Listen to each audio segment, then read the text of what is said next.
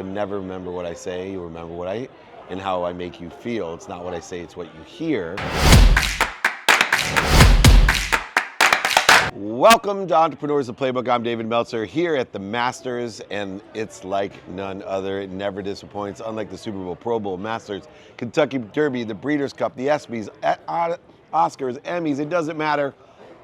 But what people don't know about these amazing events are there's people that provide the events around the events. And today it's really important. That's why I want Amanda Reese to be with me. She's incredible. Of course, everybody knows basketball, volleyball superstar, NBA from Tulane, by the way, so she's stolen my heart in several different ways. But she understands the three aspects of events today. Amanda Reese, thanks for joining me on the Playbook. Thank you. Thank you for having me, David. You're always a treat to be around. Well, you're amazing. You're like the Picasso of events, right? You're curating these amazing events. And what I see in the events that you put on is you understand, number one, that the event attached to the bigger event and the bigger people has a greater access to a total addressable community. But beyond the community size, scope, and scale that's available today, most people don't realize what makes an event a great value to people. And I've seen your events have three things that other people don't focus in on. One, experience.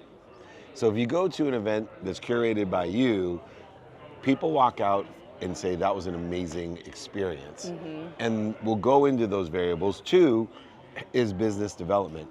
You're really intentional about, I'm not just going to provide a cool party with a DJ, and there's always a business development aspect of bringing the right people, the right ideas, and fitting people and connecting people at the same frequency. Yes.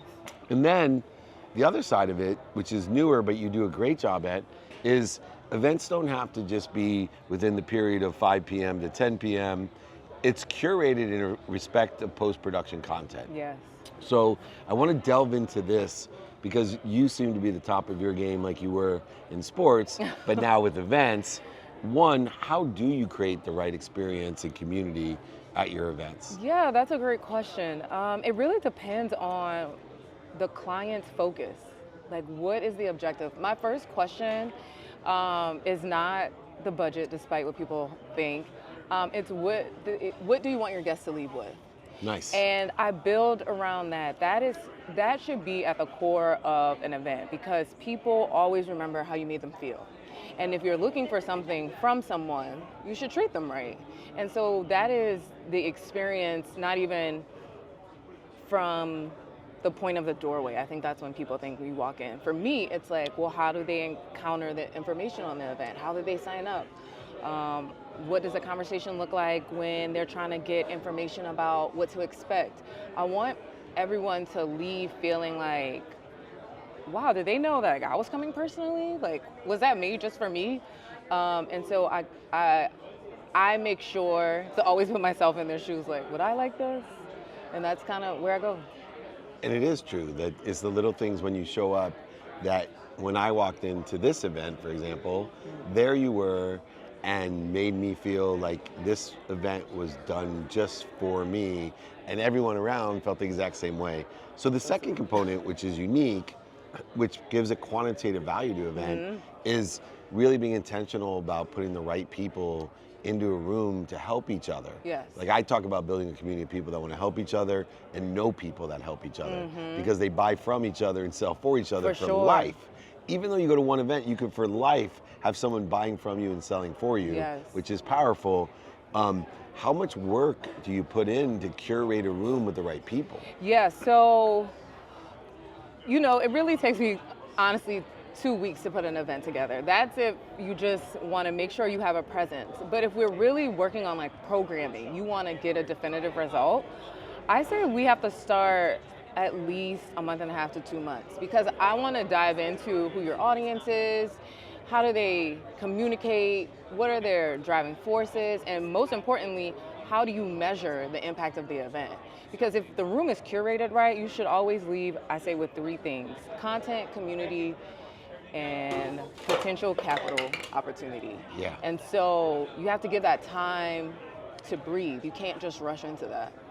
So the community provides the experience, the business development is the capital objective, so we all buy from each other and sell Right. for each other. But the one piece that a lot of people don't get yet, and you're a master of it, is the content side. They don't, I read Shakespeare years ago and I didn't understand it when he said, the whole world is your stage. And the irony is when he wrote it, the whole world really wasn't his stage, but it is today. Yes. Why? Because he captured his content and he created a perpetual amplification of it. So if you say Shakespeare anywhere in the world, they all know Shakespeare. When he was writing it, they all didn't know Shakespeare. Him, yeah. And so when we have these opportunities, we are creating a piece of art that has a perpetual social silo that can create its own energy and its own community. How important is it? It is a demand of yours when you put on an event that you make sure there's video, make sure there's content? Yes, I make sure there's video, I make sure there's photography, but I make sure there's also a creative team that can support that. A lot of times people think that they can just capture what they need by phone, or like, oh, I'll just have people send me things, and it's like, no, you need people who are very versed in this field, because content capture is strategic as well. It's not just about what it looks like on the other side of the camera. And so that is another strategy meeting. Like when I do events, I make sure we have a shot list. I make sure that people get a chance to visit the site before, because how shots are captured also shares emotions. And so it's a lot of moving parts. Other than that looks great. Which is easy for you, not so easy for me. Right. Talking about emotions, and you have mentioned a few times, people remember the way they feel. I talk about that all the time when I'm speaking, that you'll never remember what I say, you'll remember and how I make you feel. It's not what I say, it's what you hear. But in the event planning space, in the curation of community content and capital, as you suggest with what you do, there is a knowledge base or an experience of reacting to fear. And I think this is essential in life, because, I would say if I didn't like someone, I would tell them, I hope you're a very, very successful event planner of very big events, because I've just cursed you. Because there's so much change and stress. Yeah. I mean, there's no doubt every time there's an event, nobody knows. It's definitely the duck, right? You're like this and it looks so calm up here. Yes. How have you learned through sports and through event planning to deal with the fires, the reaction to fear, the irrationality of people when they're attacking you without justification, all these things that happen? How have you learned to deal with that? I know I'm probably gonna get in trouble for saying this, but I just had these coaches at Georgetown that threw everything in the kitchen sink at us. Oh no. And we had to learn to adapt, not even in high pressure situations, but for our coaches, because we just never knew what we were gonna get in the room. And I think that prepared me for this field. And I think it still takes time. You have to have a mental fortitude, you have to be grounded in who you are, but you also have to stand by your product. And so I know that, no matter what the project is, I always put a labor of love in it. I actually love what I do, and so I can stand by it. And so you can plan from everything A to Z, you can have contingencies in place, but you just never know where you're gonna get. And so it's important to stay cool in those moments and remember your objective.